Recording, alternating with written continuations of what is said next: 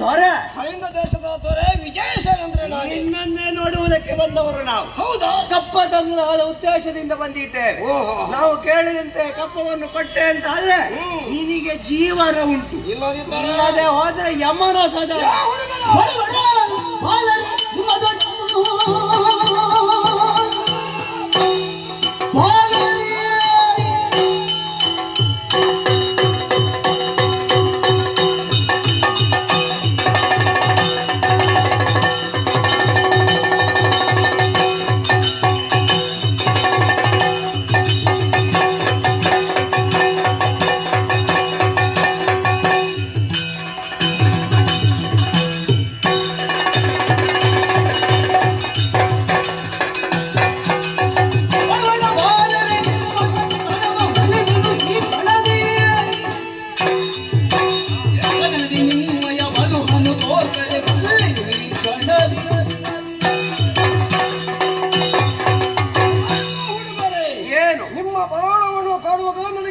ಸಂತೋಷವಾಯಿತು.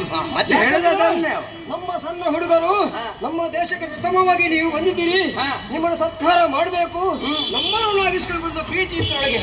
ಹಾಗಾದ್ರೆ ನಿಮ್ಮ ಮಾತಾಡು ಕಪ್ಪವನ್ನು ಸಂಗ್ರಹ ಮಾಡುವುದಕ್ಕೆ ನಿನ್ನ ನೆಡಬಡಿ ಕಟ್ಟಿದ್ದೇವೆ, ಇಲ್ಲಂದ್ರೆ ಬಡಿದು ಉಳಿಸ್ತೇನೆ. ಇಂತಹ ಮಾತು ಹೇಳೋದಕ್ಕೆ ಇಲ್ಲಿಗೆ ನೀವು ಬಂದಿದ್ದೀರಾ? ಹೌದು. ಒಂದು ಮಾತು ಹೇಳ್ತಿದ್ರೆ ಏನು? ಸುಮ್ಮನೆ ನನ್ನ ಕೈಯಿಂದ ಪೆಟ್ಟು ತಿಂದು ನಾಳೆ ನನಗೆ ಅಪವಾದ ಬರುವಾಗಿ ಮಾಡಬೇಡಿ.